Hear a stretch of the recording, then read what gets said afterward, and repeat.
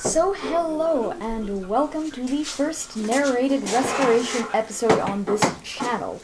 Today I'm going to be restoring a very old Watchmakers lathe. It is an American watch tool co-lathe, but most of the other castings contradict that very much. You're going to be starting with the headstock, which did not move. The spindle was completely stuck. I'm going to remove the cam thing here, and then the other cam thing. I'm really bad at narration. And now I'm going to try to remove this pin.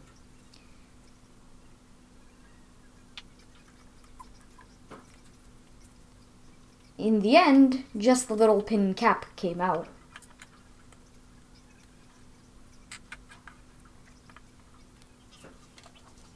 I saw that there was this little slitted ring, and so I tried and succeeded using a little screwdriver to unscrew it. That's all I could do for now until I can get it in the rust remover bath.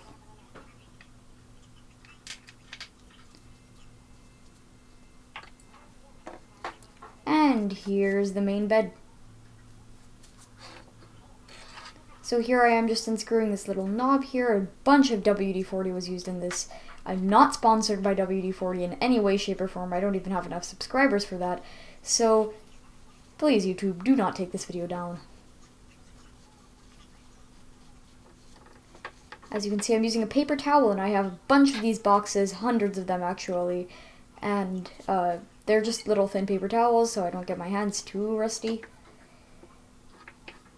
So this part was a little bit tricky because it made no sense how it was in there, and also this part looks like a replacement. It wasn't as rusty as all the other parts.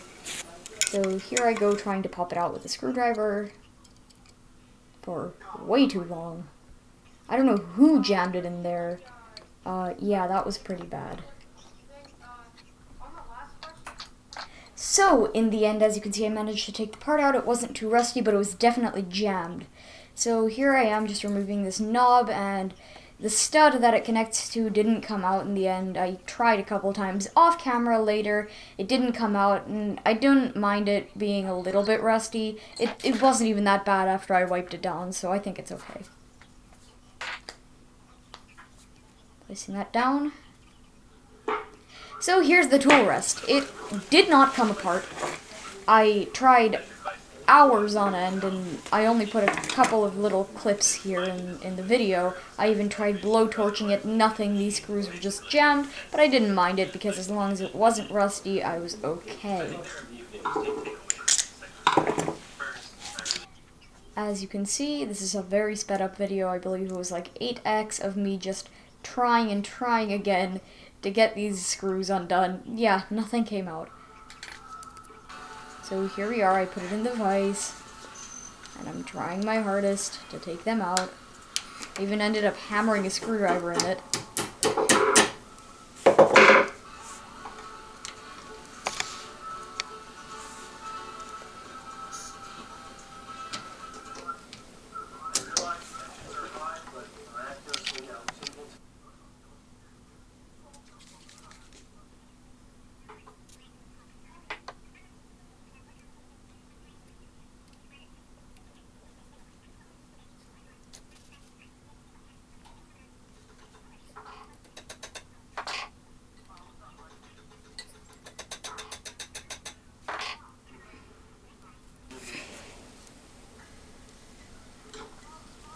Yes, finally, my screwdriver actually came out fine. I really need to put a new cotter pin in my vise. It is very chunky, as you can see. Now here I am trying to get the tool post out. It's supposed to spin freely, not the bottom part, the top part that's half out, as you can see. Again, I tried blowtorching this, and it did not come out at all. It just refused to come out, so in the end I ended up punching out the whole entire tool rest, drilling a hole, and tapping it because it did not come out.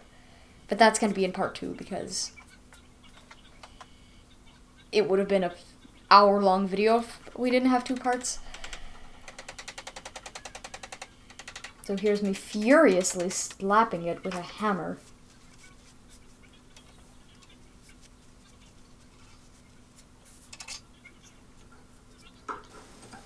And as you can see, that's me getting angry at a punch thing not fitting in the inner hole, only fitting in the outer one, but in the end this didn't really matter.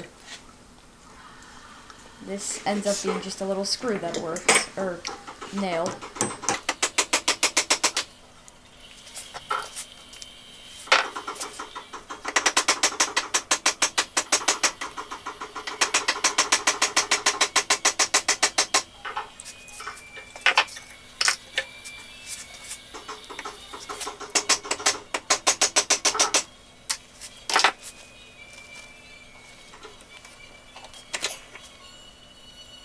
Please also ignore me watching things in the background.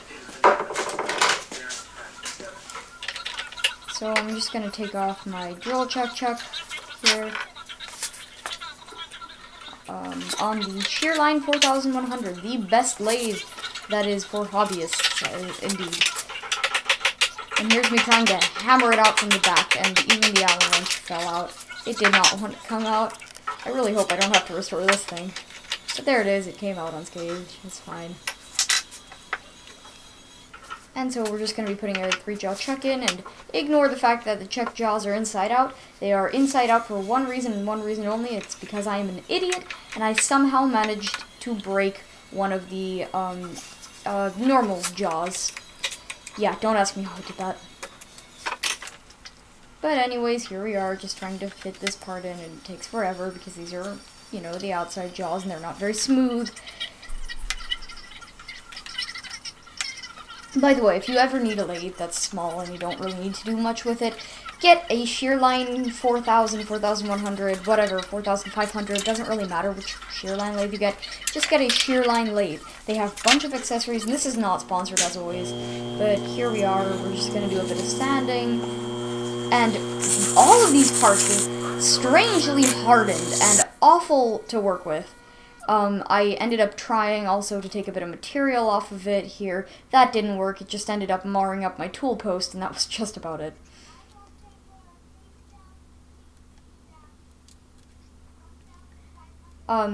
Yeah, so here I am trying my best with a carbide tool, which I don't normally use. I use high-speed steel, but this stuff was hardened, and I couldn't do anything with high-speed steel.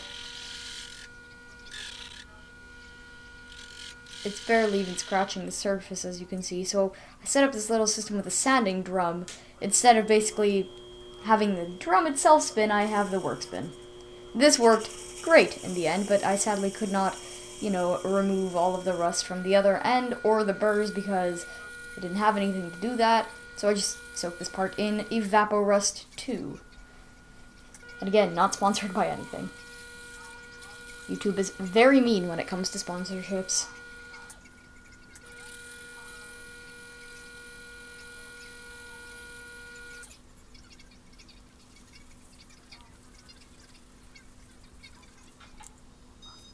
Here I am just cleaning it up with WD-40. It's an off-label use, but it works great for cleaning too. And as you can see, that end turned out perfectly. And I don't mind if there's a little bit of patinaing or scratches or something. That I want to retain the original quality of the lathe. Most of these parts were also covered in a chrome coating, and that is an issue because with time, chrome dissolves and bubbles and scrapes off. And even worse, when I put it in the Evapo-Rust bath, it just completely dissolved the chrome coating, and so it does some parts of the bed and, you know, the headstock don't have any chrome on them, and it's kind of a little bit rough, but I don't really care because, again, I want to preserve the quality of the lathe.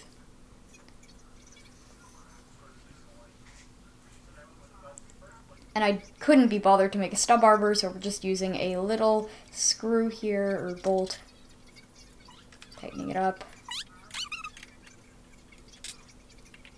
This worked great.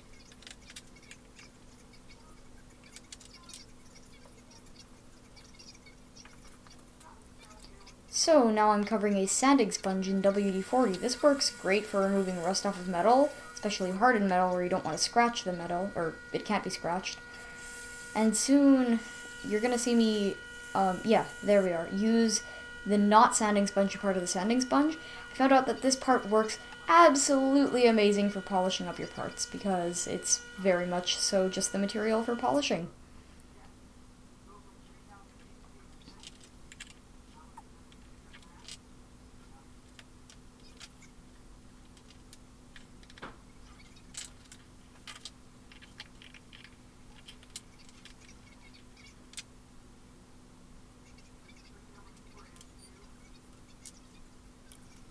So now back at the sanding sponge on the bench this time, I'm just doing a little figure 8 pattern and sanding all of the rust off of that bottom end. And I ended up soaking this part in Evapo-Rust too because I could not get the inside rust out. And the inside rust is where the, spring sat.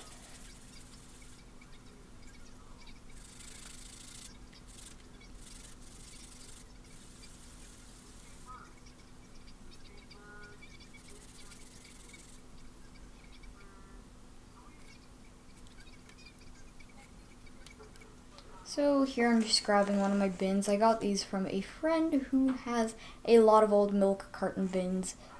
And I'm just going to put it in there. And I like to organize things like finished parts and stuff. And obviously I'm just going to erase this and use this bin for something else later. But I like doing this because it just gives me an idea on where my parts are and how to organize them. I really recommend this if anyone has to restore anything ever. So now we're going to the next day because I don't have much time each day. I only have about an hour to work on things. So here we are. This is the little camshaft actuated locking lever for the headstock. And I'm going to chuck it up in the lathe. Yep, I switched. I'm just going to chuck it up in the lathe.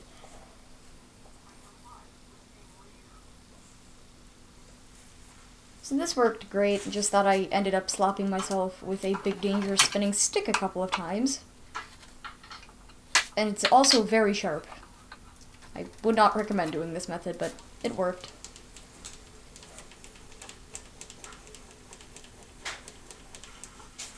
So this is some 300 grit emery paper. You're going to be seeing me use this quite a bit. It's quite used, so it's more like 600 grit now.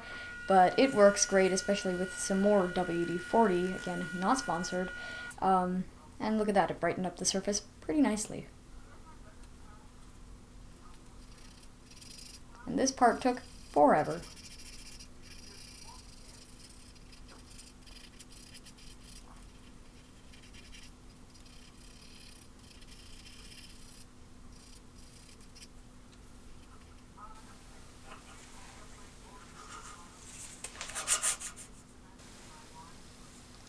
So now I'm going to use some 100 grit that's also been used, so more like 300 grit sandpaper and sand up that ball. So here I am just removing it. And as you can see, there's still rust on the camshaft part of it, and also a bit of rust on the handle still. So now we're going to take it over to the Watchmakers vise here and get to filing. This part took longer than I'm willing to admit.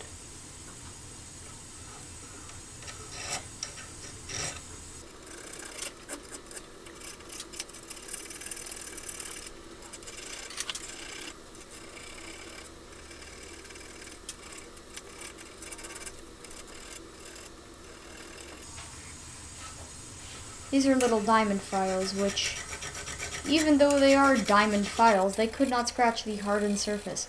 It was quite strange. This stuff must be really tough. And so I'm just kind of here, removing some rust. It's working great. A couple of different sizes of files, triangular, square, and bulbous. Not sure what it's called. Back with that 300 or kind of 600 grit emery paper.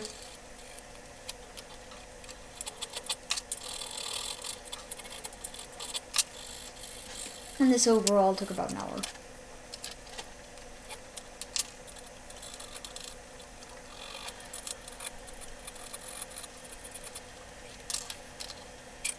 And there was a lot of unfilmed video of me working because no one wants to watch a lot of filing. That's never fun.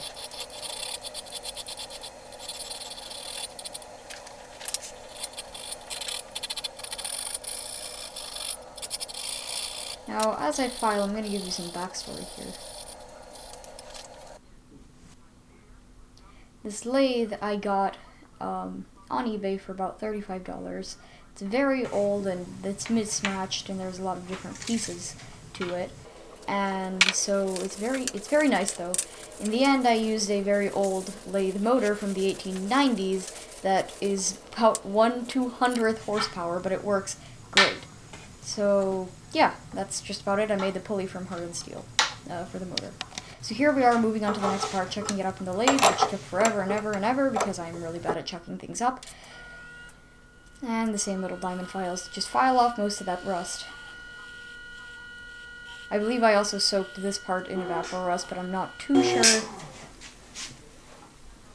It had a bit of rust still left.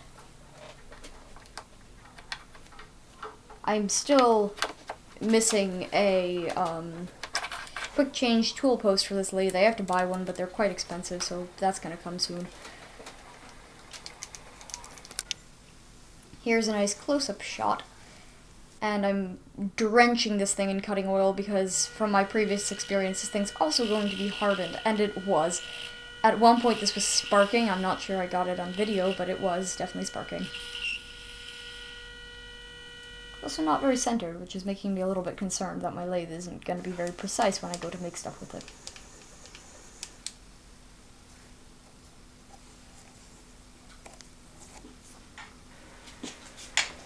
So now I'm testing a file here to see if it'll fit. This one will, and so I'm just going to use it and slowly chisel away this really caked on rust with a diamond file. The video makes this thing look way more off-center than it was. It's really not that bad.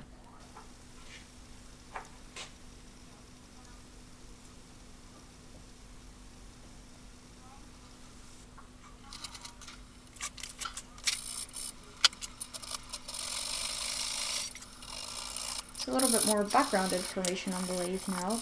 The lathe, when I got it, the seller told me that he had tried oiling it, blowtorching it, doing everything he could to get the headstock unstuck, and it didn't get unstuck. And I was looking at another headstock just in case I couldn't get it unstuck, but I just dunked it in rust remover, and about an hour, which wasn't unshown, and it's going to be in part 2, of me trying to get it off, worked great, and it happened.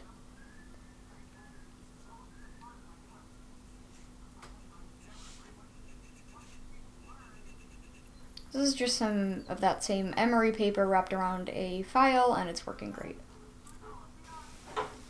So now this part, it looked new in my opinion. It seemed like a replacement part because it was awfully shiny, as I said earlier, but it was quite easy to restore because of that, and I'm not complaining in any way, shape, or form.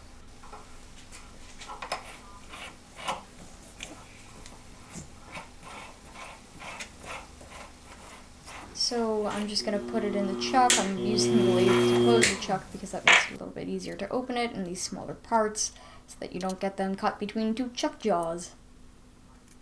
And now some cutting oil instead of WD-40 on the emery paper. This part was strangely not hardened.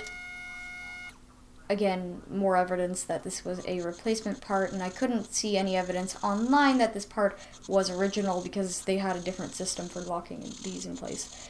And the previous owner had jammed this part between the two ways, and it was so badly jammed in there that, as you saw, I had to use a screwdriver and pry it out, but that didn't really affect anything, which is good, and as long as you don't jam this part in, it's completely fine. And here I'm just using some of that same paper towel to clean this all up. Now a little bit of deburring here, and this part came out absolutely great. So I'm just cleaning out the hole. I thought this was like an Allen wrench hole, and it turned out it wasn't. I feel like it's just for a center when they were turning this or something along the lines of that. It was literally just a little hole thing. Or maybe it was just a very stripped out Allen keyhole, I'm not sure, but it wouldn't have anything to tighten down to because you have the knob underneath it.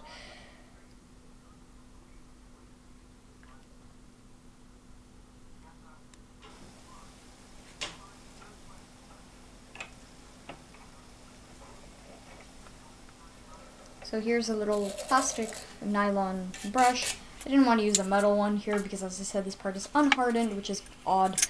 And I'm just going to gently scrape off all the rust with some WD-40, which also worked great. This part did not need to go in the evaporust bath, so that was very convenient.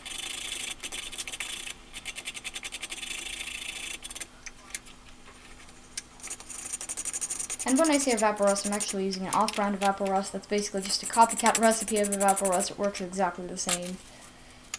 And here I am just running my fingers on a paper towel through the thread just to get it nice and clean and make sure there's no stuff left in it, no gunk. Just filing a little chamfer on there. I saw that this part was not chamfered. It gave me anxiety, so I decided, let's chamfer it. So, just putting it in my box of finished parts.